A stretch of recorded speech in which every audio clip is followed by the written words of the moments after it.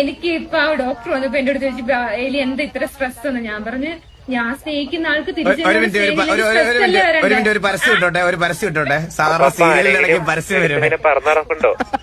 2 second wait ചെയ്യണേ. ഒരു പരസ്യം ഓടിച്ചോട്ടെ ഒരു മിനിറ്റ് അത് കഴിഞ്ഞ് ബാക്കി പറയണേ.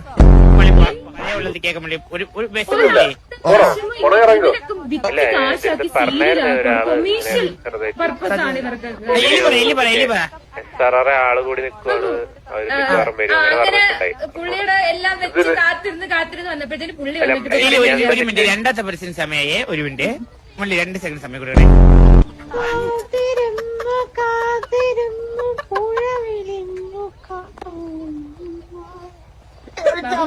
പല പെൺപിള്ളേരും അല്ല എന്തൊക്കെ കേക്കണം എവിടെ ചെന്നാലും ഈ കൊക്കും ഇതുമാണ് എനിക്ക്.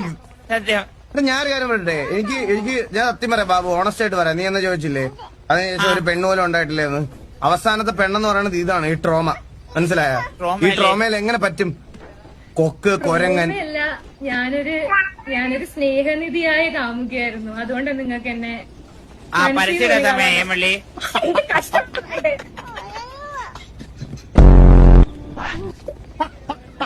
എനിക്കൊന്നും കേൾക്കാൻ വയ്യ. റൊമാൻറ്റിക് പറ്റത്തില്ല ഈ ജീവിതത്തില്.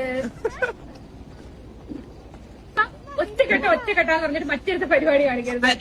എലി ഒറ്റക്കെട്ടില്ല മറ്റേ ആളെവിടെ പോയി? അലീനെന്തി അവർക്ക് ചൊറിയാന്ന് പറഞ്ഞില്ല, അച്ഛന്റെ ചൊറി പകർന്ന് ഒറ്റച്ചൊറി.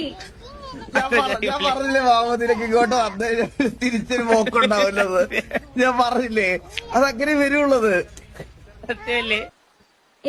ഞാൻ ഇത്രയും ഡിപ്രഷൻ അടിക്കാനുള്ള കാരണം ആ കൊച്ചാണെന്നാണ് എനിക്ക് മനസ്സിലായത്. വരാൻ ലൈറ്റ് ആവുമെങ്കിൽ ഒരു പരസ്യം ഇടട്ടെ.